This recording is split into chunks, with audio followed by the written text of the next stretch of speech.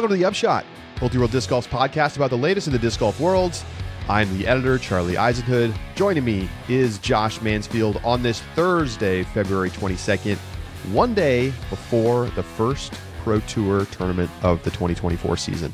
So exciting. Josh, are you pumped up for some disc golf on a brand new tour course? Absolutely. This is going to be exciting. It's going to be a great event, and it's a great property. It's always so exciting to be at the beginning of the season again and seeing some real disc golf. Speaking of great, we have a great show for you today. Wow, we are not going to spend much time here in this open because we've got a lot to do. Joining us in just a moment, Dylan McCease, yes, of the Chicago White Sox, of Cy Young candidacy 2022. He's going to be here to talk about the Olympus property, his work with McBeth, how far he can throw.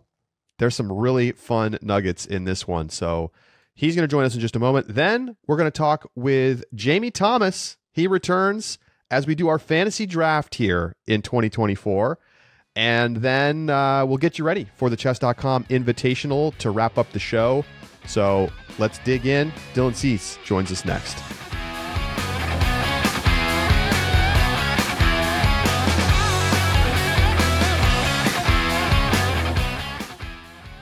The Upshot is presented by Pound Disc Golf, makers of the best bags in the sport.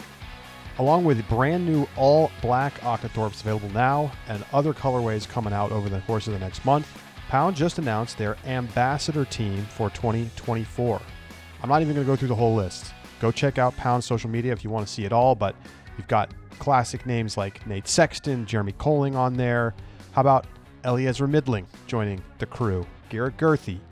Lots of great pros, all sporting Pound bags this season.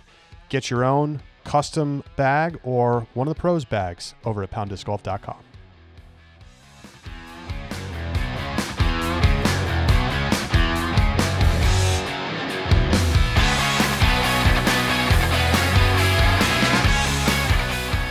Welcome back to the Upshot. Joining us now, and what I can confidently say is a first on the show, is professional baseball player Dylan McCease of the Chicago White Sox joins us here. Dylan, welcome to the show. And we've got the chess.com Invitational coming up this weekend, a professional DGPT event on your course. Yeah. How crazy is that for you? Yeah. Thanks for having me. It is, man, I can't wait to see all the highlights and watch it back on YouTube after it's all said and done. It's really awesome because I get to obviously see all the intimate details of taking kind of raw land and, you know, Paul and I obviously did it together, but, you know, taking this land and building a couple new holes and getting it ready and, you know, get employees and it's been quite the process. So, I think we're both extremely excited about it. The land there, I've visited it 2 different times and, I've never really gotten to throw it, but just walking it, I mean, it's so cool. So, I personally feel like it's going to be one of the more interesting watches on the tour this year, just based on the course. And, I'm really excited to see them go out there and get after it. How much disc golf do you watch during the year? It honestly really depends on, you know, what I got going on. It makes it tough if we got a travel day and we're getting late somewhere and, you know, sometimes time can kind of get away from you. So, I try to watch as much as I can. Especially if I can't watch it live, then I'll go back on YouTube and watch it. But, it really depends. Like, I honestly feel like some of the courses aren't as fun to watch and, I'll end up maybe skipping a tournament here or there, but obviously all the big ones I try to watch. So you've obviously jumped into disc golf in a way that you can confidently say a lot of people, especially if your profile, have not. What got you started onto disc golf, and what made you decide this is something that I want to invest and be a part of? Yeah, my twin brother got me into it probably around 2017 or 2018, and honestly, at first I thought it was really stupid. I would come home from training, and we were both living together at my parents' house. We were in our low 20s, so he was studying for college, and he'd come home and there'd be Jomez on, and I'd be like, what are we watching right now? He's like, no, it's sick. You got to give it a try. Just give it a chance. So I went out and walked a course with him one time. And then from there, I started trying to throw, and I don't know, I just got hooked on it. It was always just a blast trying to figure out the mechanics and shape of the shots and all of that. And then COVID hit, and basically it's all we were really able to do for a while. So I just feel like it has a ton of potential. And I just had it in my mind that I want to make a course and try to brand one. So now that we're sitting here with two, it's pretty awesome. I have a lot of questions, but you just brought it up, so I think we'll go there now. Cactus Rock. Yep. This is another project that you've got going on. Yep. What can you tell us about where that project stands and how the course is coming along?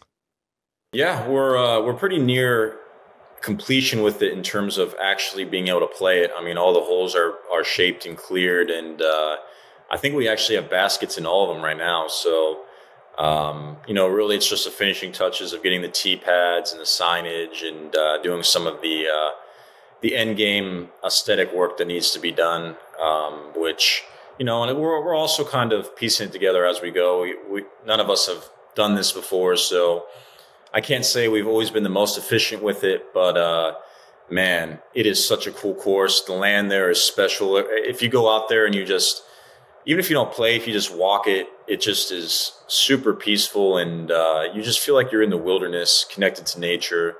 Paul designed it. The holes are epic. There's a ton of iconic holes there. There's elevation change. There's natural beauty. There's some shape, some shots that I think are very unique to it that you're not going to get a lot of other courses. It's long, challenging. I mean, it's definitely a pro-worthy course, and our wish is to have it on the Pro Tour as soon as possible, for sure.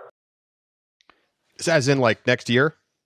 That would be great. I mean, I know there'd probably be some hoops we had to jump through, but man, I can guarantee you this: it would not disappoint if it was on the Pro Tour. It is epic, to say the least. And there's going to be a documentary dropping on it soon. I don't know when exactly. It was supposed to drop right before the chess.com Invitational, but it's been delayed a little bit, but it's all shot and edited and all that. So, I think that'll give a really cool glimpse into what the process looked like and, really what the course looks like. But I'm excited for people to go out there and make YouTube videos and show it, because, man, it is special. We had the opportunity to watch the Olympus course for the Disc Golf Pro Tour All-Star event. One part of the process that became a part of that property was the lawsuit. Was that something that you guys were, concerned about? What went through your head when that comes out just very shortly after you guys purchased this property? Yeah, I mean, it was extremely concerning. It put us behind schedule, no doubt, which is really frustrating. I think, the course is very playable, and I think the tournament's going to be great, but it would have been nice if we didn't have to, kind of jump through some extra hoops because of that. Man, it was just scary because so many different factors. Obviously, Paul and I, we invested a lot into it. We put a lot of money into it, put time and our creative energy, and we really want to make it special and make it something that is really iconic in the disc golf world. And, just things like that can really put a damper on everything. If stuff like that happens all the time, it's not really going to be very logistically possible to continue to do things like that, or even to operate something like that. So yeah, it was extremely concerning. Fortunately, it all worked out so far. And, we're here talking about it, but yeah, it was not great. So how much does disc golf throwing transfer over from baseball pitching? I mean, I think we're still in the dark ages of form, all things considered, when you compare it to baseball, where, there's whole people whose profession is to basically help pitchers get better mechanically. So what have you noticed? And I don't know if you have any friends who are also pro players that have come over and played some disc golf, and how they're able to transfer the elite skill of throwing a ball into throwing a disc. Yeah, it's completely different, unfortunately, because I've never figured out how to get much power on my shots. unfortunately, which is wild because I'm like twice the size of all the other disc golfers except for a few, and they're throwing an easy 550, and I'm sitting here like max set for 300 feet without controlling the angles and whatnot. But, it's similar in the sense of you got to figure out your mechanics, and once it clicks, it clicks. But I've never figured it out, unfortunately. But like you said, I think as the game continues to develop and more and more people get involved, and you already are seeing more coaches now, I think that's only going to be beneficial for the game, because I think there's a lot of people that will probably start it and then get frustrated, that they can't get over that hump and maybe not keep up with it, as opposed to, if you have resources to help you figure out your throw, it's much more enjoyable when you know where the disc is going and you can control your shots, and as opposed to just you're out there on an island, on a helpless island, going into the woods every 25 seconds to get your disc. So I think that'll be really great for the game. Which of the different throws, backhand, forehand, overhand, came most naturally to you, that you're the most comfortable with? Which one are you still like kind of working on? Well, I don't do any forehands because I just feel like it's a little too risky with my elbow. The backhand, it's not natural by any means, but I feel like I've kind of gotten to the point where, man, I have my days where I'm decent and I really feel like, wow, I could go play leagues and like, I wouldn't be like the worst guy out there. I wouldn't be, laughed at or anything. And then I have my days where it's just pathetic and there's no other way to describe it. So it definitely has not come naturally yet. But I've made strides with it. I have my days. I definitely have my days. Well, in theory, in the future, if you ever retire from the league, could you see yourself being like, all right, I'm going to start throwing a forehand and I'm going to try to go play pro disc golf? Like, is that in your mind at all? I guess it would depend how my body felt and what was going on in my life at the time.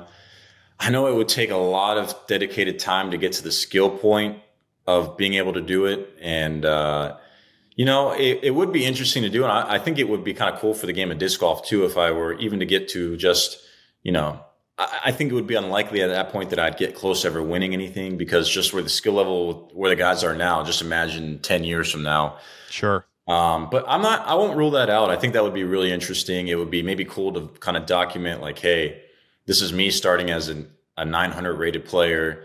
I'm going to work with Paul and a couple guys, and we're going to see if we can get me to 1,000 rated and get me in one of these tournaments and kind of see how it goes. So it's not out of the realm of possibility, but I would say it's probably not super likely. What do your teammates think of this passion for disc golf? They've really asked a lot about how the courses are coming along and have been, pretty on board with, or at least interested in what's going on with it. I think they probably think I'm a little goofy with it, but it is what it is. They're definitely more open-minded to it, and it's maybe I can get a couple of them out there at some point. It's interesting that you came in and you were kind of willing to invest real dollars into developing courses. Yeah. Because that's not really a thing that has happened too much yet in disc golf. Yeah. We haven't really had a lot of people kind of laying the groundwork for sort of setting out a blueprint for what it would look like to build a disc golf property. Yeah. Obviously you're still under team control, so you haven't gotten the big free agent contract yet. I'm sure you're excited to do that in a year or two here, but even though the money may not be like that significant to you, what gave you the confidence to want to dive in and, try to basically build a course from scratch in the case of Cactus Rock, and to develop a property when there's not necessarily obvious ROI that we've seen other people develop out of disc golf courses? Yeah. I mean, first off, it definitely was significant money for me. I mean, it wasn't, it's enough to make me uncomfortable, which I'm okay. I don't mind taking a risk. I just feel like disc golf has a lot of potential, and working with Paul and getting to kind of piggyback with his brand and build with him made me feel more confident about it. I feel like disc golf is only going up and up, and I just feel like it was a unique opportunity with having a platform like I do, and then teaming up with Paul. And I just felt like one area that really could make a difference is some legendary courses, so I kind of thought it was a perfect storm, and hopefully, what I'm really hoping is that other disc golfers and fans will kind of see that we are taking a risk and like we're putting ourselves out there, and hopefully just support it. Whether it's maybe we do like a disc retailer, or we kind of build a brand around all of that. Because I know it can be like, this guy's making X amount of dollars, we don't whatever, but I mean, we really are taking a risk with it, and I mean, I think we both want to keep expanding and doing it bigger and better, and keep kind of bringing excitement to disc golf. So, yeah, just hopefully a lot of the people in the community will be willing to support us. And I figure if you get enough people to support, it's not like everyone has to spend $1,000 on it. If people are willing to buy a $25 hat or whatever shirt, and it would make a difference. And honestly, I really would like to. I would like to host $1 million tournament at some point. I want to do big things. So I'm really hoping that the community kind of jumps on board, and we can all kind of like do this together and kind of have this be a branded thing that everyone is on board with. When you say $1 million tournament, you mean $1 million purse? Yeah, I mean, and we haven't gotten too far into it, but I like the idea of a winner take all $1 million. Like, let's see who's let's go. Let's see who's got the what at the end of the day. Not be shaking. We're tied on 18, and whoever makes the putt is going to go, be able to afford a couple of rental properties and kind of be taken care of. So I just feel like that's something for disc golf. That'd be so sick. If disc golf is going to get to the next level, we need there to be sort of a social prestigiousness with it. And a lot of times that just comes with wealth and with, and it sounds like, I guess that sounds bad in a sense, but it's just the reality of, if we want to get more eyes, you got to do things that are more attention grabbing, more, a bigger, better, epic. And that's kind of where I'm at with it. And I'm really hoping that Paul and I can build something that is able to, basically, it makes it economically feasible to where we don't have to keep dumping money in. It's like, all right, we sold this many discs this year that we can afford to do $1 million tournament and to do this and to do this and do exciting things, for the game. But yeah, I mean, I don't know, for us to get to that point, I think it would have to be through making enough money through disc golf that I would feel comfortable to do it. Because at the end of the day, no matter how much money you're making, $1 million is a lot. But I think it would, I just think it would be really good for disc golf. I really think that it would get a lot of views and a lot of attention. And yeah, I mean, it would be obviously good for whoever wins it and good all around. That'd be wild. You guys like the sound of that? I love the sound of that. Yeah. Wouldn't that be epic? That'd be incredible. Yeah. I mean, it's a little reminiscent of the Tiger versus Phil thing that they did in golf, but like for it to be a full-on tournament, I mean, it's the kind of thing that would get written about in mainstream news outlets. Yeah. Like, people would be like, $1 million disc golf tournament, what the heck? Absolutely. We could do a unique format that's never been done before. We could do things with it that's never been done before. And I'm just a big fan of, and I feel like I've proved this with my actions.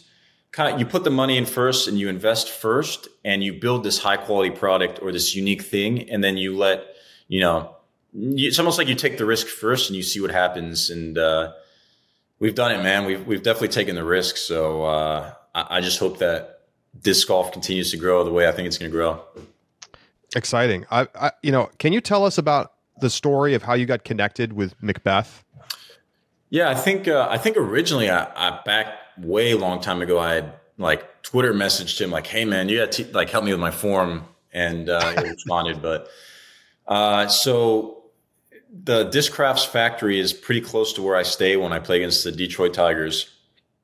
So I got connected with, I think Paul had set it up for me to go tour the factory, and Bob Giulio, he's basically Discrafts manager, very high up with them. Kind of took me on a tour, and Paul was there. Actually, I think that might have been the first time I ever met him in person. And ever since then, we've kind of just connected. And I think he was willing to listen to me because I'd been bugging them for years. Like, dude, I really want to build a course. I think we can make this work. And then I think they didn't want me to until they felt like I had enough financial security to where I could take a big risk. And once my career kept going in a positive direction, they were all on board to help facilitate that. You've mentioned, and I just want to ask a little more about that, hats, t-shirts, like what is the big vision then that you and Paul kind of see as the long term? Is it more properties? Is it starting and making these two, financially viable on their own? What's the brand look like? Is it, McCease discs? What is all included that's going to be coming out in the future? Yeah, I mean, that's something that we're actively kind of discussing now. Really getting the courses up and running has been the main priority, and it's been more challenging than I was really expecting. So that's had to take most of our mental focus. We've talked about all kinds of different things. Merch for sure. I don't think merch would really put it over the top financially, but we want to do merch. I really like the idea of doing something in the retailer world where we are creating this brand, and I really just want to pitch a vision to everybody along with Paul and say, hey, when you're spending your money here, this is the 6 goals we have lined up. If we can hit these numbers and really kind of show where your money's going with that. And I think it'd be fun too. For me, it's kind of a creative outlet, being able to build a brand and grow the game as well would be really exciting. Definitely would love to make more courses. We're still figuring out if it's even feasible. We really don't know. I mean, it's like you said, this has not really been done before, but I like that. I mean, we're kind of trying to trailblaze. I would like to do stuff from maybe the media side if there was a niche there. I'm very open-minded. So if anyone in the disc golf community has ideas too, I really just want to create a high-quality product and do something cool. So I really feel like the possibilities are endless, especially if you have enough capital and enough of a brand where you get that many eyes and that much attention. And at the end of the day, I want to do something that's pleasing to disc golfers and pleasing to everybody so that it is that product that they want to help invest in and create. If people want to get in touch with you, what's the best way to do that? Just on your social media? Yeah, probably just DM me on Instagram. That'd probably be the best. Cool. Yeah. All right. Well, we have to ask you a little bit about baseball. Spring training. You're in Arizona right now for spring training. How's it going? I don't know if they've actually started games. I think I saw I'm a big Giants fan, so I think they play Friday is their first little Friday's game. Their first. It's been nothing but basically practice so far. How's it going so far? Fantastic. It's going really well. I'm very happy where I'm at pitching wise, and I don't say that often, but I'm very happy with the results I've gotten so far and the progress that's being made. I often hear pitchers sometimes, you don't necessarily feel ready early. It takes a few weeks to kind of feel like you're getting good to go. But so do you think you're already feeling like you're ready to pitch at a high level? Yeah, I do. And that is, it is pretty rare, but sometimes it just happens like that, man, where you feel something and don't get me wrong, there's still a lot of work to be done. I still got to build up. And I can still, I still need to stay focused, but I just feel like I already have a better feel right at this point than I even did at any point last season. And we're pretty much just starting. So, man, I just feel, I like how the ball's coming out. I like the feel I've got, and I want to just ride that all season. I mean, you obviously had an incredible 2022. Yeah. You're a Cy Young finalist. It's still a good year last year, but not to the same extent. Yeah. What do you feel like? How do you deal with that as an athlete? I mean, we ask disc golfers about this all the time on this podcast. Sometimes you see players, they just kind of seem to not quite have it the way that they did, and then maybe they get it back. So how do you go through that? It's got to be really emotionally challenging, along with obviously the mechanical part of it. Oh yeah, it's. I mean, the mental and emotional side of it really is probably the hardest thing to master. Our bodies get used to doing the throwing and but it's creating that optimism and hope when you leave the field knowing man, I don't know where the ball's going right now, and kind of just having, I guess, mental strength or grit to just keep moving forward and keep putting in effort. And I'd be lying if I sat here and said I just am always the most confident and the most this and the most that. It really is a process. And, I think as I'm getting older and just going through it, I'm finding more and more tools to help, whether it's meditating or visualizing or whatever the case may be. And, as soon as you get that as soon as you get success, it just breeds that confidence. And I've gone through it where I've been great and I've been bad and I've been good and I've been okay. And, you know, at the end of the day, I know my abilities are really good. And I know that if I put it together, I'm one of the best. And, you know, I just try to focus my mind on that and really see like, hey, what would that look like? What would that feel like? And just stick to that, because it's inevitable during the season. You're always going to have starts where you just get, you get beat up, man. You get, they come up and they put the ball over the fence 4 times and you don't know where the ball's going. But, you know, if you can weather that and you can go dominate your other starts and go out there, it usually evens out. So, I mean, mental strength and all of that is a huge differentiates athletes bigly. I honestly feel like that's why Paul's as good as he is. He's, you talk to the guy and he's so analytical, and, you know, he's got an approach for everything that he's doing out there. It's like, man, I see why, not just the talent. It's like you got what's up there too. So yeah, it's difficult. And hopefully as we get bigger tournaments and more viewership in disc golf, it becomes more difficult, because that means that it's growing. There's more talent. There's more on the line. And you're really seeing like, hey, who are the men amongst men here, you know? One last question for you then. As Charlie alluded to, you've got contract negotiation coming up over the next couple of years, looking to get that new contract. Disc golf, and something that we are notoriously just upset about, is that disc golf manufacturers do not publish data and numbers about contracts. And in fact, most players are under NDAs, not allowing them to disclose that.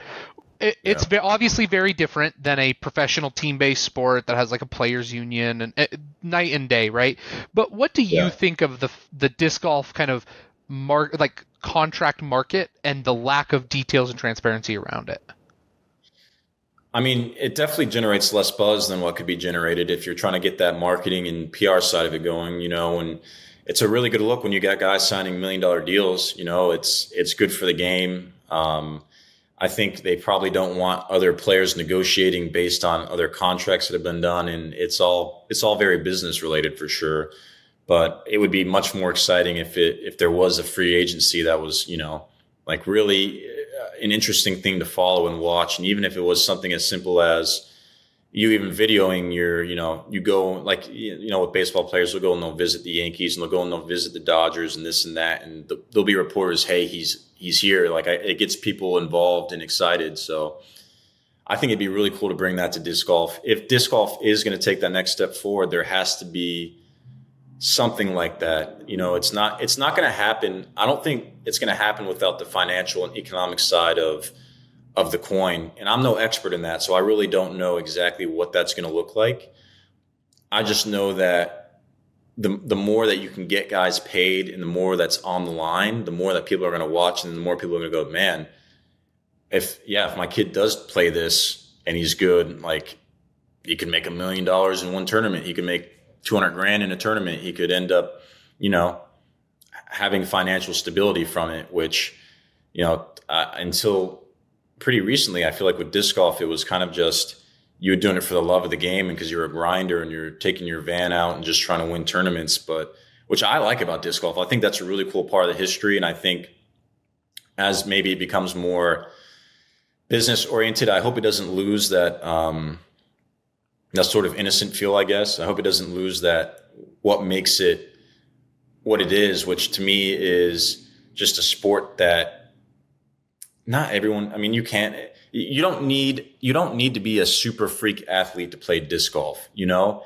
it's something that everybody can play. And if you're willing to practice and put in reps, you don't have to bench press 500 pounds. You don't have to be 6'5".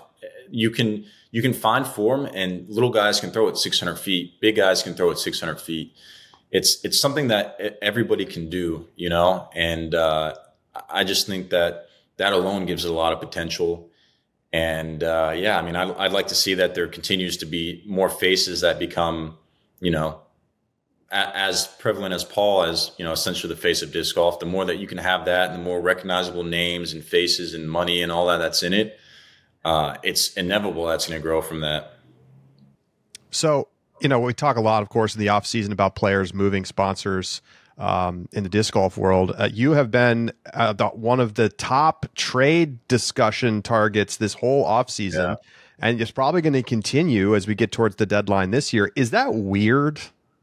Yeah, it is a little bit, because you just read these things about you, and it's not. I don't think it's supernatural for a person to sit on TV and be like, "Oh yeah, that's this guy I don't know and this guy I don't know, or don't talk about me right now." But it's just one of those things that's part of the business, and it's flattering in a sense. It's weird. It's a lot of different things, but I guess in the long run, I mean, if I produce, I have a lot of opportunities to do cool things in my life, and that's really what I want to do. I want to win. I want to produce, and I want to go do epic things in whatever I do. And I'm very much hoping that disc golf can be one of those. And I'd like to hear from you guys. I mean, if whatever you guys think the game needs, I'm by no means an expert, but I have a lot of good relationships with some of the players, and I've Jeff Springs, I got to meet him with our documentary, and he got to come see Cactus. So, I've got good relationships with a lot of people in the game. It would be really interesting to hear, like, hey, what exactly do we need? What exactly needs to be done? What do fans want to see? What are fans willing to pay for? And just try to help put together a high quality product. Charlie, it sounds like we've got a roundtable episode for this off season. There we go. There we go. Good idea. I have one last baseball thing, and then I have a final disc golf question. Can you see yourself as a member of the storied San Francisco Giants in the future? It's not out of the realm of possibility. Yeah, for sure. I mean, maybe they get hot this year and they try to trade for me. Yeah. Or, it's I'm not going to actively visualize it, because that's way out of my control, but it's not impossible. You can come to San Francisco. You can help us beat the Dodgers, and everyone in the world outside of Los Angeles will be happy about it. Hey, San Francisco's got one of the coolest stadiums around. Oh, yeah. And that really is, in a lot of ways, it's one of the cooler cities we visit. In some ways, it's not. But I've, for the most part, enjoyed my time in San Francisco. Do you like pitching in the stadium? Yes. The only thing I don't like is it's cold there. It's cold no matter if it's the summer or not. Always cold. And that really is a little bit of a bummer. Better than Coors Field, right? A million times better than Coors Field. Not even close. So you're going to be watching chess.com from home, or are you going there? I'll have the app downloaded for sure. Cool. You got to make your predictions. Who do you think's taking it down? Oof. Man, I mean, Paul McBeth. Why not? Yeah. I mean, it's the first term anyway, so nobody's really got any idea who's hot right now and who's got the feels. So I'm gonna go with old Pablo. All right. It's probably what I would have expected you to choose, but you know what? It is his course, your course. Well, Dylan, hey, we know you're a busy guy and you're at spring training right now, so thanks so much for making time for us. This was a lot of fun. Yeah, thanks for having me. We'll be in touch with our ideas too. Please, that'll be great. All right. If you have ideas for Dylan and what they can do with these courses, hit him up on Instagram. What's your handle? Dylan C7, I believe. You'll see blue check mark. You'll see it's me. He's verified. Verified. All right. Thank you very much, Dylan Cease. Cy Young finalist in 2022. Thanks for being here. Yep. Thanks again. Talk to you guys later.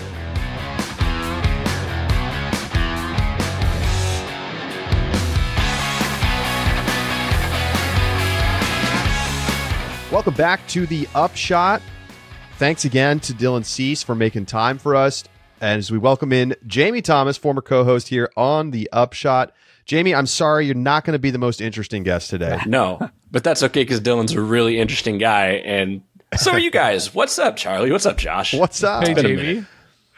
Happy February. How's everything in Baton Rouge? Not too bad. Spring is sprung, and we're doing some local stuff around here with the Baton Rouge Disc Golf Association, so been putting my energy towards that lately, which has been a lot of fun. And yeah. How's dad life up there?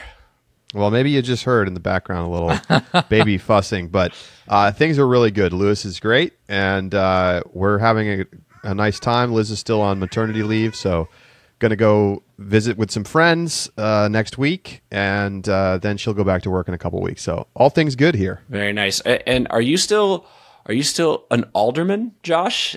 I love that title. I don't know if I've heard that title. Isn't that city councilor? Am I totally messing this up? Whatever. I have never heard that title. Alderman. But I am. Yes, I am. I still am. I'm halfway through my 4-year term. I did not have to do election this past November, and it was glorious because I got to say, I thought campaigning would be fun, and it was the worst. So very grateful that I did not have to do that yet. Okay, an alderman is a member of a municipal assembly or council in many jurisdictions founded upon English law.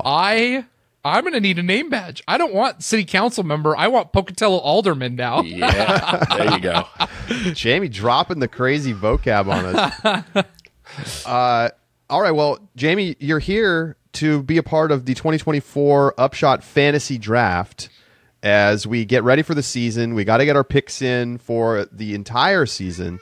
So, very exciting. We are going to make a couple changes to the rules this year. Mm-hmm.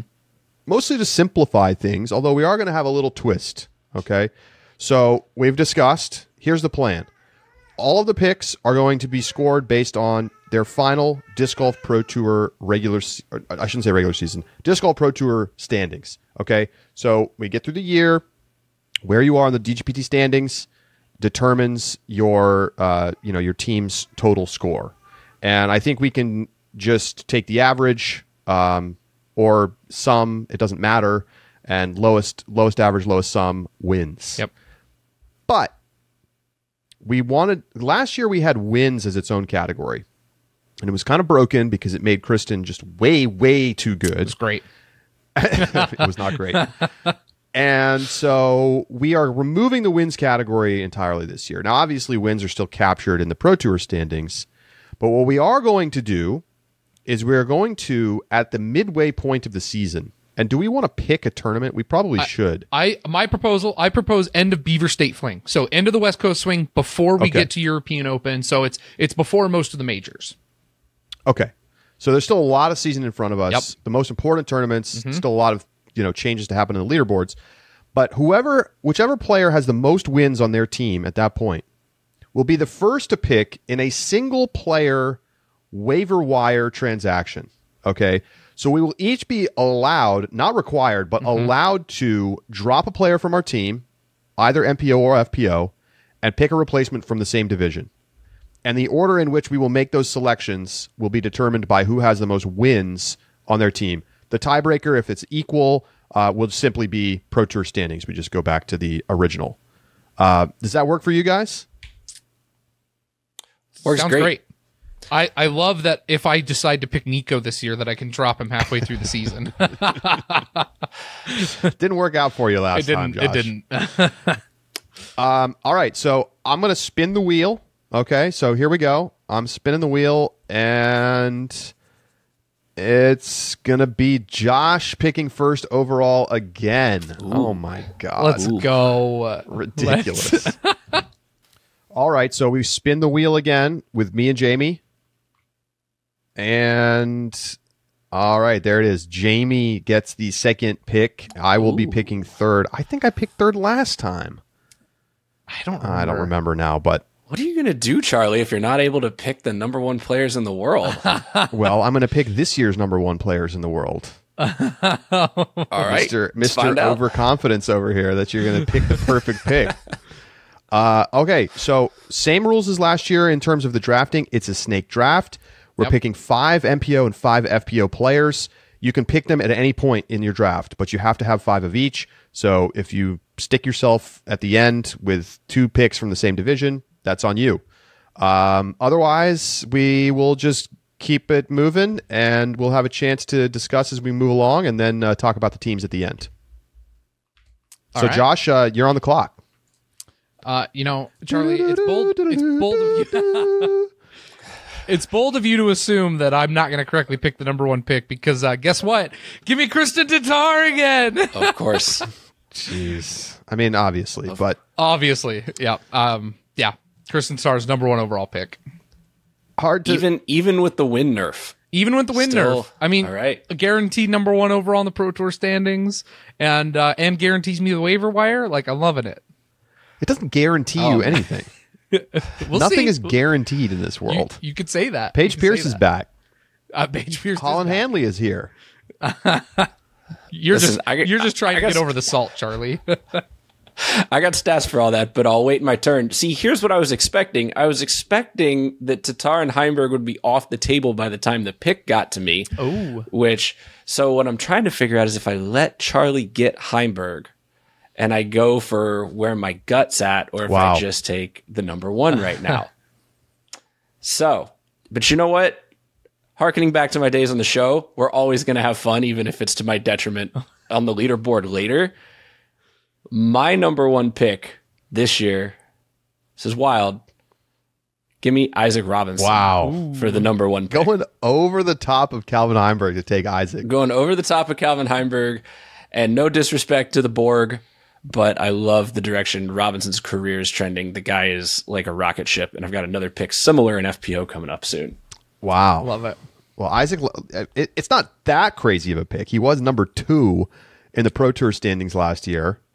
But I am not going to just simply let Calvin get past me here.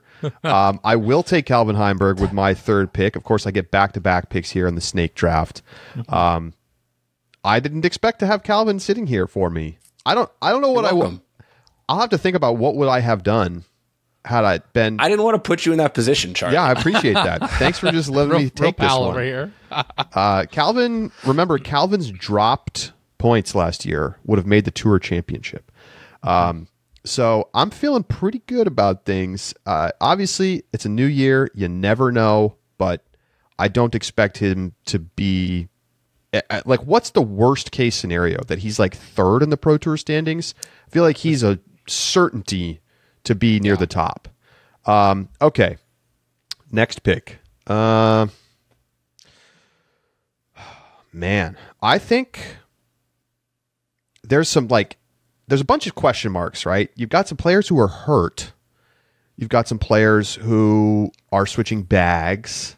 Mm-hmm. I'm gonna take Ricky, and pick. This is maybe a signal of what I'm going to do later in the show with my picks, but for the chess.com Invitational, I'm just expecting a really strong year from Ricky. I think there is still the risk that he's going to have the flare up with the Lyme disease stuff and miss time like he did last year, but he missed time last year. He missed significant time last year and still finished 4th in the Pro Tour standings, and for a couple of weeks there looked like the best player on tour. So yeah. I feel pretty darn good about having him on the board here. And there's just other top guys I have more question marks about. Very fair. All right. See, Ricky was one of the 2 that I was thinking about with my 2nd pick. You left the door open. I'm going early in the draft. We're taking the upside, the long-term upside, the young team. Give me Gannon Burr as well. We're going to have Burr and Robinson. That's going to be the star power. We're reloading. We're getting younger here on this team. I thought a lot about taking Gannon with my 2nd pick. I think it's. I mean, the only question mark is like, how comfortable does he get with the Dysmania stuff? How quick does it happen? Right. But I mean, he could be the number. He could be the number 1 player this year. I think Isaac could too. I think you have high upside opportunities here. One quick clarification I need to double check on. Are our teams cumulative now, MPO and FPO? What do you mean? Like last year we had separate MPO, FPO cumulative teams that were all together. Yes. Okay. Yep. I think it's simpler. It's clearer to understand. All right. I'm going to go a little wild here then. I think that MPO, there are more people who have an opportunity to kind of pop off this season. And while there are some of those opportunities in FPO, I mean, the depth in MPO is obviously it's bigger. And so I'm going to try and make life a little more difficult for you two, and give me with my 2nd pick. I want Owen Scoggins. Wow, it's the right counterplay. And for my first round of the 3rd round, I want. Ooh, this one's tough. Give me Give me Missy Gannon. This is the sensible strategic move from Josh. It's a great counterplay. So I'm just gonna snatch up the top 3 in FPO last year. I would just be a little worried that like we're eventually going to see the regression and like the younger players are going to start to take over. Not that I think those players are going to disappear outside the top 10, but I'm a little nervous. It's a little risky. It is. Well, if we like risk, we like Team Jamie because we're going to continue with this high upside, this upward trend. Thank you, Josh. You did pick 3 FPO players off the bat. Kudos to that strategy, but you left me Holland Handley, which is who I wanted. She just gets better every year. She adds a new shot to the bag. She's easily showing up on lead cards at majors early on. She's a perfect compliment to the team. I think I definitely would have taken Holland over Owen. I think Owen is a questionable pick at this point. I mean, she can't do it forever, Josh. Don't disrespect the dog, man. Yes, she can. You know how that went last season. Owen is 60 years old, winning Pro Tour events. She won last season. I know. I'm not right. She's got a really high podium rate right now. So she's unbelievable. There's no doubt about it. But Holland was only 50 points behind her, less, like 40 points behind her in the Pro Tour standings last year. Yeah, and it's hard not to think she's going to take a step forward this year. And like I don't disagree with that, but I don't know. We'll see. Anyway, okay. Oh my gosh. Back to me for 2 picks. What the heck am I going to do here? I need to get some FPO representation or I'm going to be in a bad way. I'm going to take Haley King. Mm-hmm. That's where I'm going to start. There's players like Ella Hansen and Kat Mertz finished ahead of Haley King last year in the standings. It's very possible that could happen again. But it also feels possible to me that Haley King, who has reportedly been working very hard this offseason, could be like number 2 behind Kristen this year. So I'm going to take that upside. And the real question is, what do you do next? There's some really tough calls right now. This is make or break moment in this draft, I think, for me. Yeah, the combined MPO and FPO here. I'm going to take Paige Pierce. Ooh. Yeah, you will. I knew that was coming. It's a good pick. I think so too. I think like there's other players who are also dealing with injury stuff who could be interesting picks here, mostly on the MPO side. But I feel more confident that Paige will be back to playing normal disc golf than those players, right? Like a McBeth, like we don't really know what his long-term prognosis is this season. It could be kind of a lost season. It's possible. So I'm going to take Paige because like it's not like she's not going to get back to being a top 10 player. So it's not, I think re-injury risk seems fairly low to me. And her being a disaster seems fairly low to me. Like bad for Paige would be finishing like 9th on the Pro Tour. So that's what I'm going to stick with. I think there's still a chance that she could be challenging Kristen for Player of the Year. I'll give you a stat that supports it.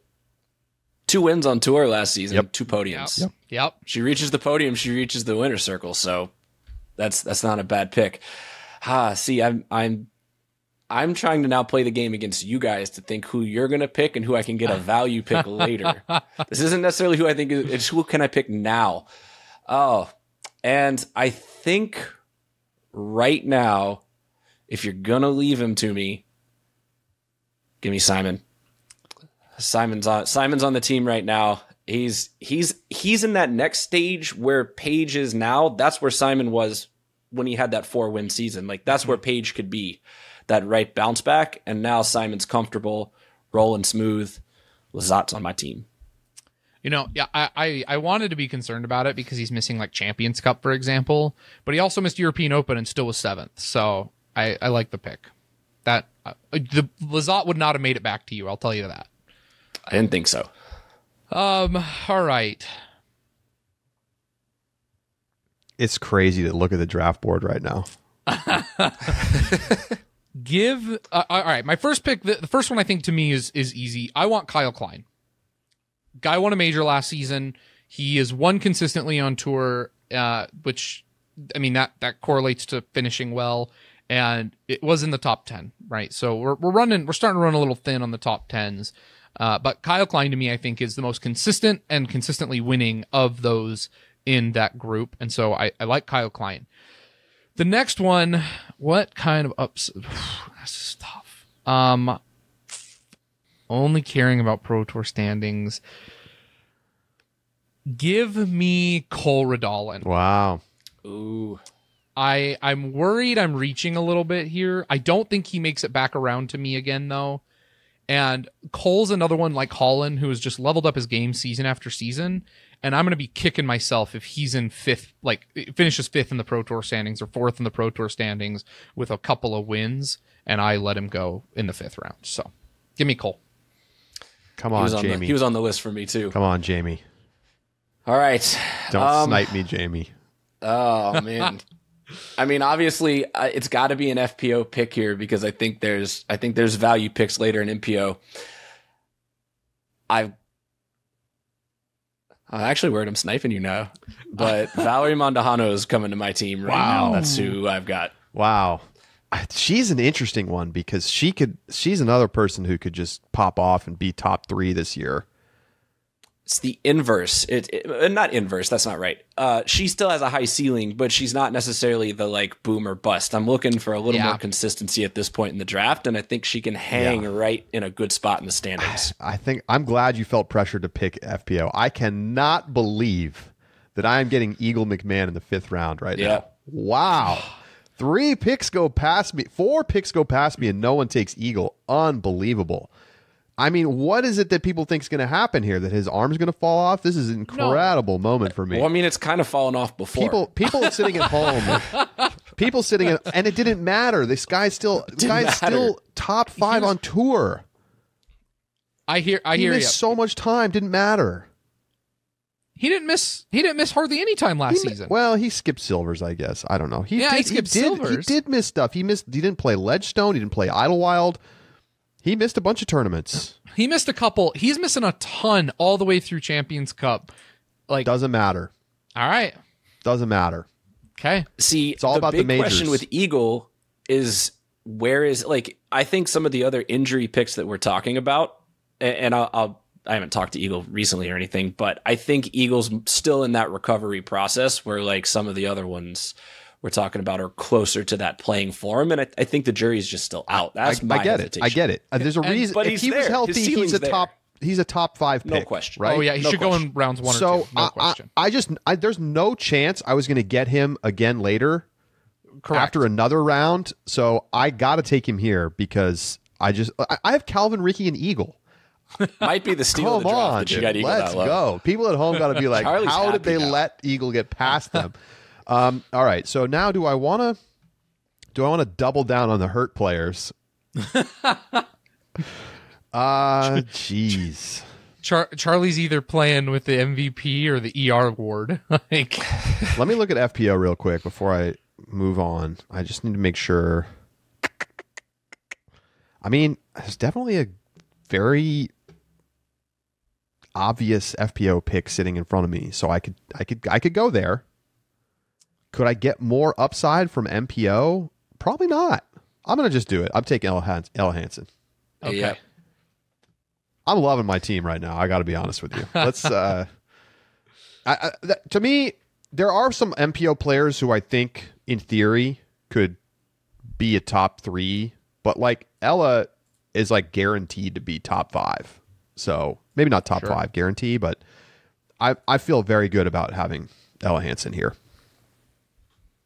Listen, sometimes you just have to swing big and you have to let Charlie take the on the surface best players. Like, that's just how this game works. Is that right?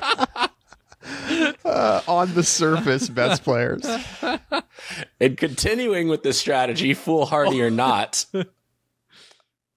we do need a little experience on the MPO side. We need more experience in terms of a veteran, mentor. I'm pretending like this is a football locker room all of a sudden. And I'm between two. Yeah, got to coach them up. Got to get those guys in training camp, really understanding our culture and our system. and the ultimate culture guy. Listen, I can't let him fall any farther. I don't care what anybody says. Paul McBeth is coming over here. We need that veteran presence. I believe his career is far from done. And I saw that shot that he had on that 600-foot par 4 they posted on social media, and I was like, all right, if Paul's throwing that, we're good. Let's go. Lock it in. I almost took Paul. But Eagle and Paul on my team is like very risk. Eagle, I would say Eagle and Paul in the 5 and 6 round. Like it's gonna be interesting. It's gonna be interesting to see how healthy I took what feels to me like a pretty certain top 6 pick in Ella, with McBeth being like could be number 1, could be number 27. 20. Yeah. Good. Yep. All right. I think there are 2 pretty safe picks for me that performed well last season, finished high up, and I don't really expect a regression. And coincidentally, it's the number 6 in the Pro Tour standings last season in both divisions.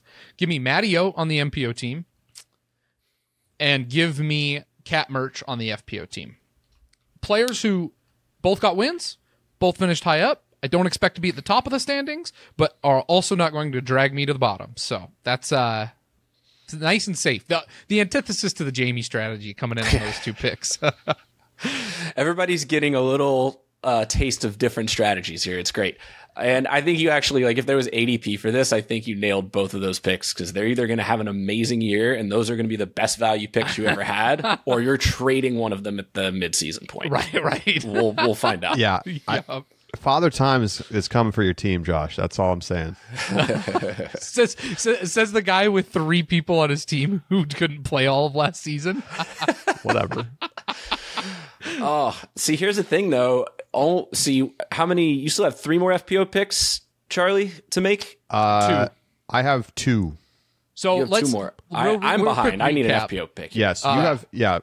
Jamie, you're at 4 MPO and 2 FPO. Charlie, you're at 3 and 3. I now am at 3 and 4, but I am 1 pick ahead of you guys. 3 MPO, 4 FPO. All right, so we have to go.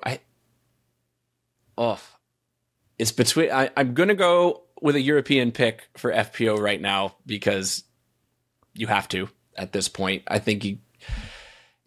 And is it Henna's year? Is it Evelina's year? They're touring together. They're going to play a lot of the same tournaments. It's the eternal question. And you know what? I'm gonna stick with the strategy this year. I like major winners on my team, so give me Evelina. Bring it in. Listen, I hope you're right. I hope you're right. We'll see. Evelina's putting looked like it started to turn the corner. Stop it! At the end of last season. It's true. It's true. This is the sucker pick, and you know it. Listen, if you believe that, you better stick head on your team too. I'm just saying, I like major winners. So if push comes to shove, if you're on the fence one or the other, Evelina's done it once. So all right. Okay. I don't know. I think there's no value left in FPO right now. I think I got to go MPO. Who do I think is going to pop off? I'm doing it. Could I get him later? Yeah, probably not.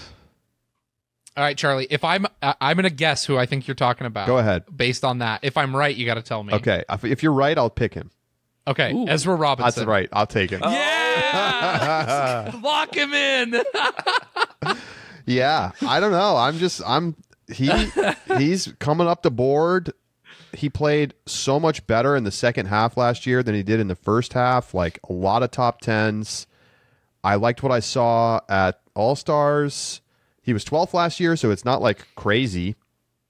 So yeah, give me Ezra Robinson. He just went 11th MPO pick for reference on our draft. Yeah. So yeah. Not far off from where he finished. So players left in the top 12 in MPO that are not picked yet are Anthony Barella and James Proctor. And I'm going to take AB. You know, I'm taking AB. I mean, upside is huge, huge, huge. I probably would have taken him if Jamie hadn't. Wow. That's the end Charlie, of my MPO. you are done with MPO. I'm done with MPO. You are done with MPO. Yeah. Here's the thing. I've got to figure out. I think it's just going to become an FPO dogfight here in a second because I think I just need to round out the MPO team and let's just get into the battle royale. It's very true. Oh, Josh only has one left. You have 2 left. I have 2 left. I'm going to go against my strategy of picking major winners. And I feel absolutely terrible for both Corey Ellis and Chris Dickerson, who I'm going to leave on the shore of the party boat here. Give me my boy James Proctor. Let's go. Yeah, I think it's a good pick. I definitely considered it. A little of a homer pick for sure, but again, high upside. He's a rock. High upside. Guy's mental game is great. In addition to all the other talents he has, so love it. Okay, so I'm taking FPO first because I'm gonna, I think that's the natural. Just sew it up. Yeah, exactly. Now here's the hardest part about this. There is one player on the board in the name of Katrina Just Allen. noting, Josh has 3 picks remaining. He's got 2 here, Yes. then he has the final pick of the draft. Yes, but you're both done with MPO. So whatever my final pick is, I don't have to worry about it. True. Because you guys are done with MPO. So I'm saving my MPO for my final pick. Man, this is tough because Katrina Allen sitting in 8th in the Pro Tour standings last season is like the one that, which Katrina Allen do you get? You get the one on my team if you don't pick her. I'm just letting you know. That's just what's happening. She was so bad at the end of the season and so bad at the All-Star event. But when I look at the rest of the line, like Macy Veladiaz is missing half the season. Yeah, she's unpickable. It's just a huge question mark after that for me. I'm gonna take Katrina Allen, and she might be someone I waiver wire. Like she's my first inclination of who I think is gonna get waived when we get mid-season if she doesn't fix it. So because of the waiver wire, I'm gonna take Katrina Allen. Listen, she's won the 2 season openers last 2 years running. So if you get value as a fantasy player, if you get value out of her in the early season, maybe it's a great trade. Right. All right, wild pick time. You ready for it? Maybe not so wild. We'll see. But when I go to Statmando and I look at the 2023 season and sort by... Hey, Jamie. Yeah. Sorry to interrupt. I need you to have make an another MPO pick. I deliberated so long. Josh, I don't care what your MPO pick is. My MPO team's done. You're right. I mean, you shouldn't care. No, I'm kidding. Give me your MPO pick. Sorry. No, I thought I was done too. I was just thinking about my own picks. I was ignoring everything you guys were saying. Give me the Goose, Aaron Gossage. Wow. Yeah. That's good. You want to give him his flowers, or should I just start talking again? Carry on. No disrespect to the Goose. All right, wild pick time. When I go to Statmando and I search the top 100 rounds of 2023 by strokes gained on the field, that's what I look at, is like who has an extra gear. Maybe they don't always win, but who's got that extra gear if things are kind of going sideways? And there's a surprising name. So Kristen Tatar is the number 1 last year, obviously. She has 18 of the top 100 rounds by strokes gained. Holland Hanley, Owen Scoggins, Haley King following, but tied with Haley King, Silva Saarinen. That's going to be my 4th FPO pick, because if you can get one hot round towards the end and jump up and find a top 10 spot, you're sneaking in points in the late round. So that's going to be my pick. I like it. I just, the question for me is she going to play enough to accumulate enough points? With the European swing, I think it's likely. I definitely think it's possible. Yeah. It's more possible this year with the commitment to Europe that we're seeing on the tour than in any years past. So it is a gamble. Okay. I got to look it up. What the heck is Hannah Blumroos doing this year? Oh, my. I mean, come on. Hang on a second. Oh, my gosh. Hang on a second. She's playing everything through Champions Cup, and then she's going to Europe and playing the DGPT events in Europe. Look, Charlie, now, wait. It's not the fact. It's not if she's playing that's the problem for me. Okay. It's how she's playing. No, but look, you got to think about upside too. Where did she even finish last year? Like, Didn't make the 20th. championship. That's. I mean, But she has Europe now. Arguably the obvious play, and I think I'm going to make it for one of my final two picks here, is Allie Smith. Coming off of a breakout. Put it down. Lock it in. All right. Final All right. answer. Okay. I think I need to take a player here who already proved that she could be, a top 15 player despite missing some time. And I think more likely to play more this year because of that, and the increased commitment from new tour, new sponsor, all these things, and looked a little shaky in the All-Star weekend, but I don't know. It's like a little on the safe side where it's like she's going to be in that 10 range. I could arguably take Sarah Hokum here, but I just feel like Sarah is probably going to keep sliding a little bit further down the leaderboard every single season. I think Allie Smith finishes ahead of her. That's kind of where I'm looking at there. Now, the question is, do I want to try to take a high upside pick in a player like Henna? Having more DGPT events in Europe, how many of the European events count towards your total on the main tour? I got to look it up. Yeah, it's important. Because, the scoring there matters. Point series details. Best 3 out of 5. Oh, that's in the European points tour. Oh, okay. How does it count towards... I guess really what it matters is how does it count? Or we're doing Pro Tour standing specifically. Yeah. So, yeah. Yep. I got to go back and look at the other one here. There's... Okay. Because listen, this affects my last MPO choice. Yeah, as well, it matters. right? Okay. Nicholas here. I thought about him too. The 5 standard DGPT Europe events will count points for both world and European standings. That's good enough for me to pick Henna. Done deal. I mean, you got to put some respect on the name at some point. Luca still a quality Lorenzen player. is also an interesting option, Yeah. I love that thought. but I think I know Henna has win the damn tournament potential. Yep. She does. And so I will take that upside. And because she's going to get all of that time counting towards her Pro Tour standings, she's going to finish way higher than the 20th she finished last year. I think you're right there. So Europe has been given a little bit of a boost in terms of value. So, Jamie's taking Silva. I'm taking Henna. Yeah. We'll see. Josh is going to have an MPO pick. Perhaps he will pick a European. So, Jamie, you're up. Last pick. All right. Last pick. You got to pick for FPO. Yep. And then there's 4 picks, and they're sort of different ways you could go with it. I would just like to note, Henna was 3rd in Circle 1 and Circle 2 in regulation last year on tour. What was her Circle 1X putting? We don't need to talk about that. Okay. There's no stats in this fantasy. It wasn't 3rd. She was not 3rd. Was it 3rd from the bottom? Probably. 52% You know what? is the number, There's by the way. probably some stats that fly in the face of this pick, but sometimes you got to shake things up and just go on gut.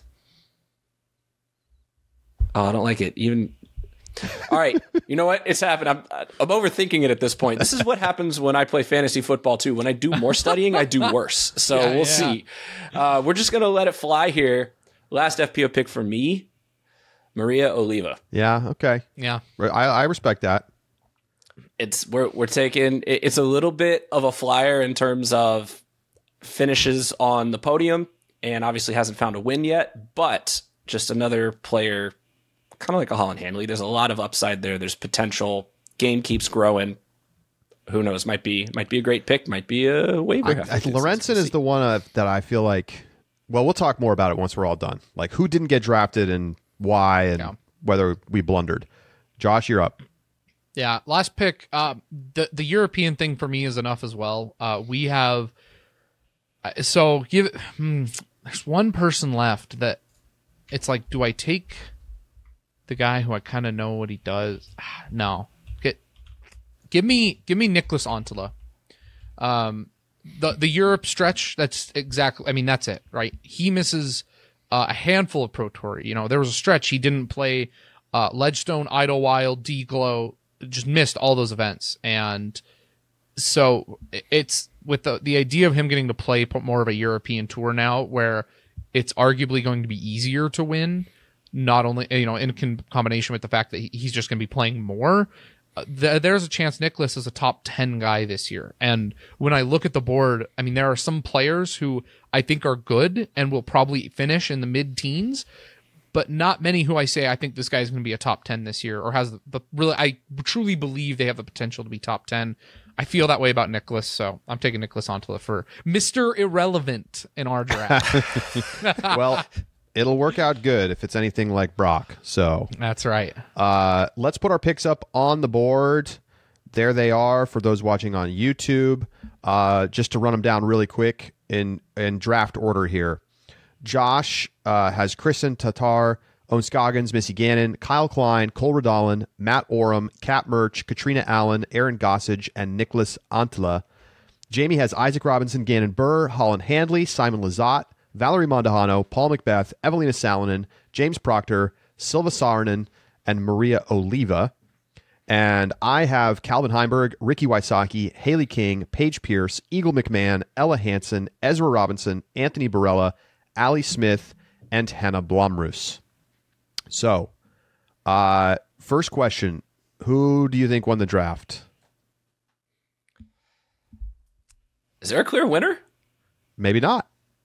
I think I look at Charlie's team, and a healthy Charlie's team's got to be the favorite, in my opinion. Well, that's Healthy. the Eagle in the 5th round. I mean, and Paige, right? Like those are going to make or break my team.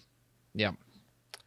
Yeah, it's closer than I thought. As Charlie, you're just reading the names out, I was like, you know what? This could go a number of different ways. I don't know that there's like a clear person I'd be like, yeah, they're the person to beat. But Josh, your point makes sense. I think, Jamie, like if the European players on your team come through for your FPO side, that could be huge.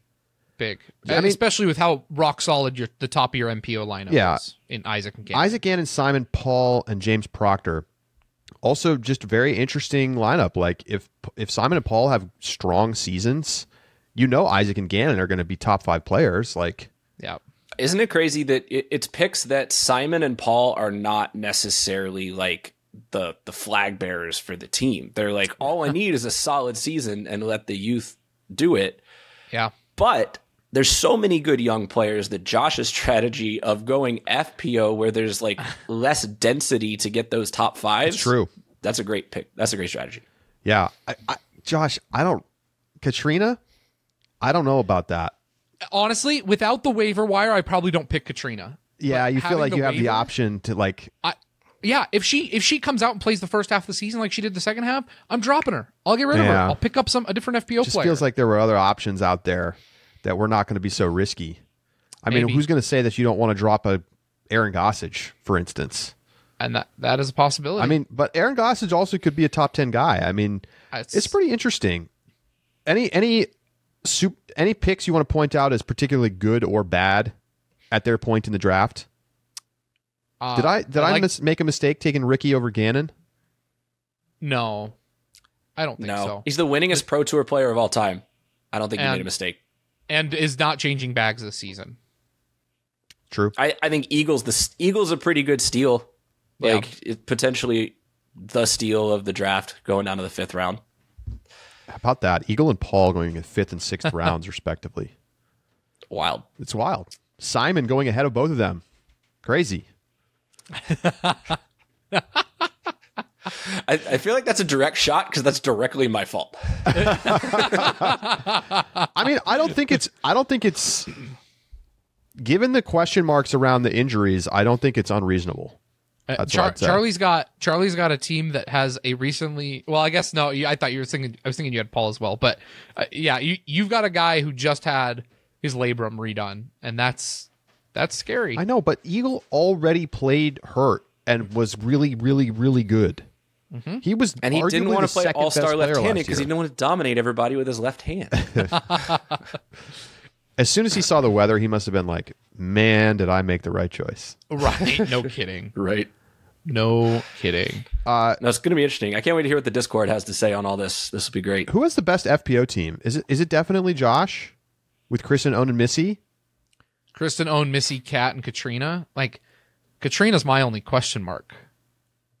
And I think Katrina's going to be fine. And I hope so. I've got of the top, I have 4 of the top 6 FPO. I have 5 of the top 8. Of the top 8 Disc Golf Pro Tour standings last season, I have 5 of them. Yeah. Like, I'm very pleased. I mean, it feels like if you get 3 top 5 players locked up with Kristen, Owen, and Missy, like you're already going to be in a great position to win this this thing. I can offset if Aaron and Nicholas finish in the 20s. Maybe. Maybe. So let's look at some players who didn't get drafted. Okay. So the highest ranked players from last year that did not get drafted: Alden Harris at 13, Chris Dickerson at 15, Ezra Aderhold, Kevin Jones, Adam Hammis, Bradley Williams, James Conrad. So here's one important reference point. We drafted 15 MPO players. The only 2 inside the top 15 that did not get drafted were Alden Harris and Chris Dickerson. Yep. So if we're going just by the top 15 of last And that's season, because those 2. Paul and Nicholas were taken instead. Hard to argue with those. Yeah. Hey, look, Dickerson could bounce back, right? I mean, he could be back in the top 10 this year. I was going to say, high likelihood he's on somebody's team after a waiver wire. We could see that. Swap. The hard part is that he's got to level up his game. I mean, we were talking about this, Charlie. He played the exact same as he has in previous seasons. It's just the field around him's getting better, and he's not going up with them. Right. On the FPO side, Sarah Hokum at the 9 spot did not get drafted. Macy Vela Diaz, who of course is pregnant, is going to miss a lot of the season, so that makes sense. Jessica Weiss at the 11, Jen Allen at 14, Stacy Ronsley at 15. I think so. Evelina and Henna both getting drafted. Given the European changes to the tour structure, that seems like obvious, right? Like they're both going to score a lot higher. Valerie Mondahano is down low because of her injury. Yep, she missed a lot of the beginning of the season. So makes Paige sense Pierce on that one. missed a lot of the end of the season. Yep. Those 4 make a lot of sense. I think the biggest like stretch pick you could even call her was Silva Saarinen, and I don't hate the pick either given the European swing. It's some Billy Bean type stuff here. We're just going deep into some stats and seeing if they pay off. I don't have to win. Is Silva signed up for the start of the year? Yes. She's playing U.S. Women's, Texas State's, Jonesboro Music City Open, Champions Cup. Then she's going over to Europe to play all those events in Europe. I think, Jamie, you might be regretting the pick because she's just not playing quite enough. That is the big question mark I had, that like I might be shooting myself in the foot because ultimately this is about how many starts, and players with more starts give you more opportunities. If she wins 3 Euro events, like those count. That's a big deal. You get to carry 8, and she could win 5 European events. If she outplays Evelina and Henna, then there you go. I guess Jimmy, you have Evelina in case things go sideways with Silva. I got the handcuff. We're good. Let me ask you this: if you had to designate right now the person who, if the waiver wire was not a who but an if, and you had to designate right now which player you were gonna put the if they don't perform, I'll waive, who would it be on your teams? Mine's obvious. I've said it. Katrina Allen, right? Just given the question marks, that's who I tie mine to. If you guys had to tie yours to a player, who do you tie yours to? Ooh. Honestly, it might be Eagle for me. With the injury question. Because he's only going to play like 4 tournaments before waiver time. Mm-hmm. So if he's looking off, I might have, because obviously he won't get any points from the start of the year. And if he's looking like he's way off, or like he's missing more time, I might have to cut bait, even though he might turn it around in the second half. Yeah. I mean, I think from a likelihood standpoint, that's what stands out on my team. Yeah, similar logic, I think, for Evelina for me, because we know we've seen more from her than, for example, Silva, which is also a sort of out on a limb pick. And if it's not changing, if it's not, getting to where it needs to be, then it's like, okay, we gotta let the young gun try and get more reps because we kind of know what we're going to get for the year. Interesting. I mean, Eagle is playing a bunch of the European events, which is like a potential bonus for Paul. me. But that's the thing. These other guys are also playing these tournaments. Like Krokol Open in Norway. Well, that's the one right before European Open. So like, let me give you the other one. Let me give you Swedish Open. Okay. This is at the end of June. And I just pulled up the registrations. Calvin, Paul, Eagle, Ricky, Nicholas, Ezra Robinson, James, Proctor, Lowry, Bradley Williams. Like, it's like a lot of dudes. So there's not going to be any freebies over there. Paul plays great in Europe too. That was part of the pick. It's true. It was his only win last year. So, I mean, it's all going to come down to, like, is he healthy? If he's healthy, I think he's going to look like a great pick. If he's not, it could be bad. That's what happened last year.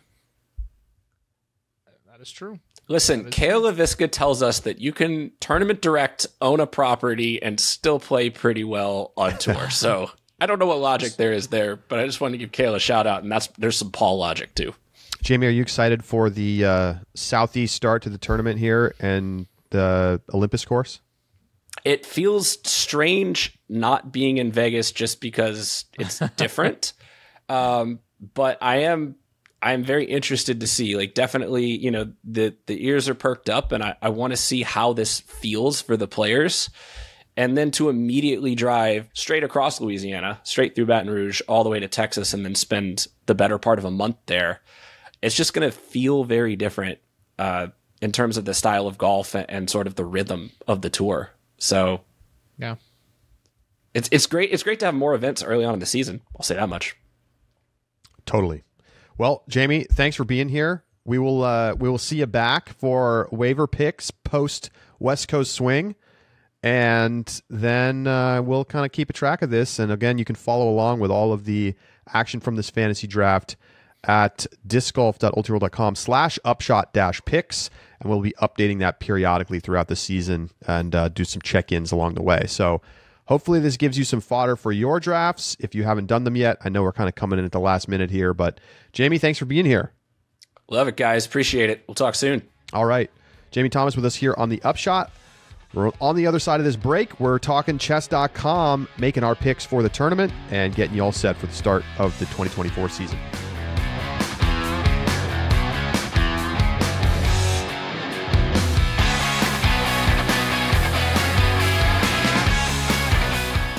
Welcome back to the Upshot. Well, Josh, it's finally time. We are previewing an actual disc golf professional tournament happening in the year of 2024. It's been a long off season, and it comes to an end tomorrow. Chess.com Invitational taking place down in Brooksville, Florida. The weather is looking a lot better, Josh, than it did last weekend. There maybe is going to be a little bit of light rain on Friday afternoon, but it looks like sunshine, beautiful over the weekend, highs in the upper 60s, and I think that's going to make for much more fun disc golf than we saw last weekend. You know, there are some courses that I really think that rain and elements are a fun mix, right, and interesting to watch. This ain't one of them. The elevation, the kind of foliage it has. This course is beautiful, and I'm excited for pristine weather that really gets to showcase what this course should be. It kind of reminded me back in like 2017 when De La had at the Masters Cup had just torrential downpour, and it was just a slog. So very grateful for the good weather, and I'm excited to see the course as it should be played. I want to hit a couple of nuts and bolts here because one of the things, last weekend, there were the issues with DGN. A lot of people emailed in or commented on the YouTube video and were like, not being able to multitask on my phone and have the broadcast going is incredibly annoying. And Charlie, you are so wrong. It's like a huge problem. I understand. I said it myself that was annoying. Mm-hmm. So I went and I checked. They just updated the app. All right. So we're going to go in right now together and we're going to check this out. And I'm going to screen record my phone and put it into the YouTube broadcast so people can see what's going on here. So I just have the highlights video from last weekend pulled up. All right, so I'm going into the highlights from last weekend. and I'm hitting the watch button. Okay, it's playing. Now you'll see there's a little pip button now. I don't think that was there. And if you hit the pip button, it pops it out. It pauses the video. That's not how it should work. But you can then hit play, and it plays. Now, this is not a live video, so I don't know. Maybe it won't work when it's live, but I'm able to scrub around. I'm able to do the various things here, and it's working. Okay? Now, Josh, if I pop it back into the thing, and then I'm on the screen, and I swipe up. Oh, see, now it's, oh, no, it popped away. So it won't work if you just swipe out of the app. You have to hit the pip button. Now, that's not how it's supposed to work. They need to fix that. But it appears, at least initially, that there will be a solution to watch the stream while doing other things on your phone, which for a lot of people is going to be a big deal. Good start. And yeah, I mean, like you said, there are things that need done, but this will work. And it's now just annoying, not unusable to some people. And so, and it shows 1 week, right? That they did not even have a week from the last broadcast till now, and they've got some changes already made. So that's responsive, and that's something that I appreciate. Also, take a look at this. I went over to the All-Star page just because I was looking for some random thing from last weekend, and boom, I go to the stats page. They got actual stats in a table that you can sort. Mm-hmm. I am happy. And let me add one other thing. Nice touch. The leader in each statistic is bolded in green, so you can see who leads in that category. Yeah. Nice touch. A nice touch. I agree. A nice touch. It's still a little ugly, but it's functional. So I'm happy. Yeah, I'm happy. These are important things to be able to follow along with the weekend. Okay, commentating this weekend, it'll be Ian Anderson, Philo Brathwaite, and Kenny the Champ Climo on the mic in MPO, Terry Miller and Val Jenkins doing FPO. We get a little Kenny, Florida tournament. I don't think we probably won't see him again until USDGC. So you got to get your Kenny fix at the very beginning and the very end of the season. I wonder if Kenny is one of the candidates for kind of the alternate streams, right? That'd be interesting. You could run it from like a home studio sort of thing. Doesn't have to worry about travel, obviously not in Bend. And so I wonder if that would be kind of an option where Kenny just runs the alternate stream and gets to do color there. That'd be something that'd be cool, but glad to see Kenny on the mic. I enjoyed him last time. We'll see if they can do a little better than round 1 of USDGC. Come on, give the champ some credit. Champ was great. All right, let's. I guess it's time to take a look at who we think's going to win this thing, Josh. Well, let's start feature cards. Oh, okay, yeah. Man, they've got banger lineups, especially on the MPO team. Holy smokes! McBeth, Wysocki, Heimberg, Clemens. Chef's kiss. You can't ask for a better MPO lineup there. McBeth has been dominating at this course for a long time, by the way. Yes. He's played through it on the mountain, and he's often been basically the only top-level professional there. But yep. I think he's won it 5 times in a row that he's played it. And, Dylan Cease just picked him. I don't know if I'm going to be able to pick him given the injury situation. He might just not be able to play 3 competitive rounds right now. Yeah. But, I don't blame people if they pick him, given what he's been able to do here. And obviously literally owns the place. So on the FPO side, owns Scoggins, Paige Pierce, Missy Gannon, and Hannah Wynn. No Kristen Tatar. Well, I guess we'll come to who's well not we could say field, now. Yeah, no Kristen this weekend. No Kristen, right? So I think that's kind of the big, when you look at that FPO lead card, the omission that you're going to see there is that no Kristen. She's not playing this weekend. But otherwise, Owen and Missy are the 2 next people that I would put at the top. They're 2 highest rated after that. And then you have Paige, who you get to see in kind of her comeback tournament. So great lineup there. And Hannah Wynn showed us some great play last season. So that another great lineup. Yeah, it's going to be a lot of fun. Josh, this actually just reminded me. Did you see that the PDGA released the new official disc golf world rankings? I did not look at their world rankings, but I saw that they released them. Yeah, so I'll give you the top 5 in each division. Okay. They released them with no context about how the rankings work. They said they used a system similar to like PGA. Yeah, but that doesn't tell me how it actually works. So I'm overstating it a little bit because I asked the Statmando guys and they refused to say anything, which I'm finding very annoying. That like now that these guys are at the PDGA, they like don't answer basic questions. Like, just tell us. Like, I asked a simple question: how does the decay function work, and how are majors weighted? And they said, well, you got to wait to find out. Well, why? Like, whatever. It's fine. So it's a like 2-year model. Interestingly, they brought in Mark Brody, who developed the formula used in the official world golf rankings, which are like a pretty big deal in the golf world. So they were just like, you know what? Let's bring in the guy who designed it for golf and have him make it for disc golf. I love that idea. So here's the top 5s, okay? Calvin Heimberg, Eagle McMahon, Ricky Wysocki, Paul McBeth, Isaac Robinson. And in FPO, it's Kristen Tatar, Owen Scoggins, Haley King, Paige Pierce, Missy Gannon. These are 2-year rolling rankings. More recent tournaments are weighed more, and we know more prestigious events are weighed more. And if you dig into the rankings a little bit, I think it's pretty clear. You know, for instance, having Haley King at number 3, winning majors seems to have a pretty big impact on where you stand in these rankings. Although it's not the only thing. I mean, Eagle's number 2, and he hasn't won a major in a while. Yeah, he's in that 2-year window, though. Did he win one in the last 2 years? Yeah, European Open. Of course. Yeah. The one that surprised me, Ricky.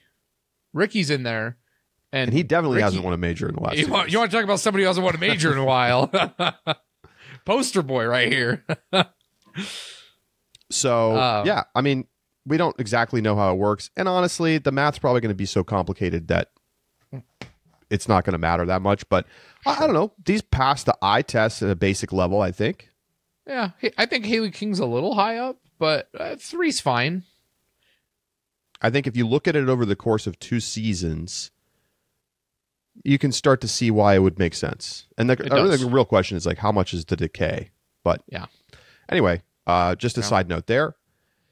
Josh, this is a brand new course to tour. I'm surprised we haven't mentioned that yet. Normally we start the year at Las Vegas Challenge. Is for all the hate that tournament got and those courses got, and I think fairly so, it did deliver some very exciting opening tournament stories. I mean, we had the crazy battles, Katrina and Paige, and then of course we had this wasn't last year, right? Drew and Gannon. That was 2 years ago when they went to the playoff. I don't even remember what happened at the beginning of last season. Didn't Calvin win it? That maybe. Here's the problem. I've already locked Charlie. it out of my mind. Here's the problem. Calvin won. Yes, Calvin won. Okay. By 2 shots over Ezra and Kevin Jones. And Katrina beat Missy Gannon. The big drama year was 2 years ago. Yeah. This year wasn't as interesting. But anyway, we're gone. We've left the desert. Yes. Now we're at this new Olympus course. It's largely the Throwdown the Mountain course, but there have been some tweaks. There's a nice video from Thomas Gilbert up on YouTube if you just want to watch a pro player playing the course through. It's super condensed. It's like 13 minutes long. And by the way, he shot a 10 under. Sneaky potential podium dark horse? Maybe. Yeah, I won't be picking him. I'd like to see a little more proof. I think his best finish last year was 30th at Dynamic Disc Open, 25th at the Open at Austin. So, gotta see him perform. But it's good video. It's a nice video and a good preview. If you haven't, Josh, we're retiring hole 18 reviews this year. We are. That was a thing that we did last year. It was kind of fun, but it wasn't that fun. So it also got dull as the season went on. That's true. But let's take a quick look at hole 18. I know you really liked this one last weekend at the All-Star weekend. It's in a tough finishing stretch. The last 3 holes of the 9-hole tournament they played last weekend were 16, 17, and 18 on the primary course. So why do you like 18? Yeah, 18's got a couple of things that I think are really great. Number one is it plays with elevation, as this course does in general, quite well. The downhill shot is one that requires correct nose angle in order to ensure that you land in the ideal landing zone. And what's noteworthy is that second shot is very uphill, and the closer you're able to get, the less, because I think as soon as you are flexing or risk flexing a disc, throwing it flat even, onto that green, that's almost like a platform because it's just straight up island green. It's and about the width of a single circle one. Yeah. The island. As soon as I think you have to start throwing and putting different angles on that disc in order to get it up on that platform, you bring a lot of risk into that shot that otherwise could be quite routine if you can get to a place where you can just throw a nice, gentle kind of drift up flat hyzer that lands on the island. So the downhill is one that you have a risk reward element to your first shot, where the further you're able and closer you're able to get it to that kind of cliff, the better and easier you got for the upshot. But the downhill angle means that if you play a little too aggressive, you're turning it over, you're cooking it over, risk OB, because it's all out of bounds at first, and then, cut rolling out, etc. So that risk reward element and the play with elevation, I think, are both very good. The other thing, it's an excellent hole for the camera. You get to see the full flight of the disc both on the downhill and the uphill in a way that, elevation really does lend itself well to camera and viewing on DGN. And so to be able to get a good glimpse of that finishing hole, I think is just another big deal in terms of why I really like this hole, and I'm excited to see it played out on the weekend. 680-foot par 4 for MPO. It's par 5 for FPO. Very birdieable, obviously, for FPO, and eagleable, frankly, as we saw. So should be a lot of fun. We don't really know this. If you watch Around the Mountain every year, you probably have a pretty good feel for it, but we haven't seen an elite group of pros playing this course yet. Obviously, we got a little sneak preview in the rain last weekend, but some of those were safari holes. So this is going to be our first chance to really see what this Olympus property looks like, and should be a lot of fun to see who can try to take this thing down. Josh, let's run through our first picks of the season, and I do want to point out, you can go over to discgolf.ultiroll.com/upshot-picks, and you can add your picks. If you are in our Discord and you're signed up as a subscriber, you can put your picks in. You'll make your picks right alongside us, and we will put our fantasy draft picks in there as well. It keeps a leaderboard all season long. I think we're adding, I can't say we, Martin, the fabulous subscriber and developer who built this little site for us, has a Discord notifications built in now. So it's a lot of fun if you want to track your picks along during the season. And we're going to give away something to the winner. Oh, yeah. We gotta. I think Josh and I both finished pretty high up the leaderboard last year, but I don't think we won. No, I think we tied for like second or third. I actually have the stats right here. You were fourth. Okay. I was fifth. You had 109 points. I had 108 points. And Tyler Waugh had 120 points to take it down. So impressive stuff. And a brand new slate this season. Some people already have their picks in. So this is a reminder to you to get them in. Again, you can go to discgolf.ultiroll.com/upshot-picks. Josh, I'll let you go first. Who you taking? All right.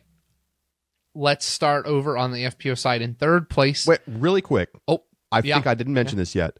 No Eagle this weekend. Oh, yeah. No Corey Ellis this weekend. Just for everybody in their various contests. Keep that in mind. Okay. Over on the FPO side, I've got team captain Missy Gannon taking third place. Missy played well. I think she, didn't play her best at the All-Star weekend, but definitely I think is going to be playing a little bit better. And with the question mark around Paige and no Kristen, you got to either have Missy or Owen on your leaderboard, without a doubt in my mind. In second place, this is probably my controversial pick. Ready? I'm giving Paige Pierce the nod. Wow. Well, you just talked about injured Paige, and now you got her in front of Missy. I do. And if Paige if Paige can still throw 80%, 85%, maybe not the 100, I still think she has all the distance that she needs and all the skills necessary to play well at this course. Well, okay. And, I mean, yes, she has all the skills necessary. She does. She's just coming off a crazy injury and doesn't trust her leg yet. I know, but I mean, she has been throwing for a while now, and I think it's a big Paige. It's a big question mark. There's a big question mark here. It's a risky pick. It's a high risk, high reward pick. I will say. Right. It does feel very gut shot picks this week because we have nothing to base anything on besides knowing that like Paul plays well here. Right. Okay, so who do you got winning it? There's one more thing that we know, Charlie, and that's that Holland Hanley balled out at the All-Star event, and I'm picking her to do it again this weekend. I mean, the level that she played at the All-Star event, and again, I don't want to overreact too much, but since it's on the same course, I'm going to overreact a little bit here. She played so well. I don't want to overreact too much, but I am going to pick her to win the tournament. All right. I'm not picking her to win. I'm not picking her to win Player of the Year right now, Charlie. I'm picking her to win on the same course that she just was the only player to go under par in the singles event. It was in the rain, clean weather. Holland's still going to do it. All right. For the win. All right. I like it. I've got Haley King in my 3 spot. Okay. She was fine at All-Stars. Nothing special. I just think that her game is well suited to this course, and so I've got her on the 3. Number 2, I'm going to put Holland Hanley on there as well. I'm not going to pick her to win because I do think it's a little bit jumping the gun on like trying to extrapolate out for the entire event. But I must admit she was clearly the most impressive player last weekend. And in the 1 spot, I'm going Missy Gannon. I just think that Missy's like probably the best player in the field right now. Snapshot with no Kristen there. Yeah. So I'm just taking the best player in the field. Player. Yes. Nothing wrong with that. On the MPO side, I've got Kyle Klein in my 3 spot. He actually led last weekend in the singles event from tee to green. A little bit on the putting side, but I'm not really going to worry about that given the conditions. So I like to see that he was throwing it well. In the 2 spot, I've got Calvin Heimberg. A familiar place on the leaderboard for Calvin Heimberg. In the 1 spot, I'm going to take Ricky Wysocki. Can I tell you why I think Ricky's going to win? Ricky was a lot better than people gave him credit for last season. And I think that he could really set things off. Obviously, he played great at the end of the year at the Tour Championship. And I just think he's going to pick up where he left off. I think we could see resurgent Ricky this year. Okay. I like it. My 3 spot, I'm going with Isaac Robinson. I can't argue with that. Two real reasons here. Number 1 is you like really want to stay on the fairway at this course. I think the rough is deceptively punishing, but it's also very fair rough. And if you throw good shots, you'll stay out of the rough. And I think Isaac has the capacity to do that. The second thing, though, is I think Isaac has a very compact swing and game that even if he gets off the rough, now he doesn't have the forehand, which I think is going to be a limitation, but the way he plays doesn't require as much space as some other players. And so I think even if he does get caught up, he is going to be able to make better use of his opportunities when he's not on the fairway, given the type of rough that we're going to see, right? That elephant grass, the mossy trees, those kind of things, low shots. That's going to be somewhere I think Isaac's going to specialize. Isaac is a very skillful turnover backhand thrower, and there's a bunch of those shots on this course. Yeah. Okay, continue. Second place, give me Kyle Klein. Same reason. Led tee to green, looked really good at the All-Star event. And so for all the same reasons. But my 1 spot, I'm giving it to Calvin Heimberg. He not only is this a familiar place on the leaderboard for your second place, but he also plays and has played through it on the mountain probably the most recently of any of these pros. In 2022, he took second place, other than Paul, took second place to Paul in 2022. He's from Florida.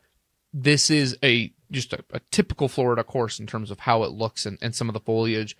I think the foliage I'll give you is a typical kind of. The elevation is not. You're right about that. It's the most atypical Florida course that there is, though. It looks. If you put up an image though of the course, I would go, oh yeah, they're in Florida. Yeah, maybe. All right. Have you been to Florida? Yes, I have been to Florida. It's flat. It is. Okay, just making sure. You're right aware. about that. You are right about that. That's on me. But I think Calvin's going to feel at home. Oh, Calvin the I nod. give you that. I give you that. Yeah. Half the damn tour lives in Florida now. Everybody's feeling at home, but he's like legitimately from Florida. Yeah. Probably muttering under his breath about all these transplants. All right, there's our picks. They're in the book. So I've got Ricky and Missy. Josh has Vinny and Holland, and we're off and rolling. So get your picks in, join the Discord, get ready for our Rapid Reacts on Sunday night. It's going to be a lot of fun, and it all starts tomorrow morning. I think the first FPO card tees off, or the final FPO card tees off at 9:05 a.m. Eastern time. So I think the broadcast probably starts around 8:30, and so it should be a little earlier than usual because it's the winter. So looking forward to a great start to the year. We're going to overreact next week, Josh. You ready? I'm ready. That's my favorite show. Everybody, thank you so much for tuning in. We'll talk to you Sunday night in the Discord live as we react to the first Disc Golf Pro Tour tournament of the season. For Josh Mansfield, I'm Charlie Eisenhood saying so long, and we'll talk to you then.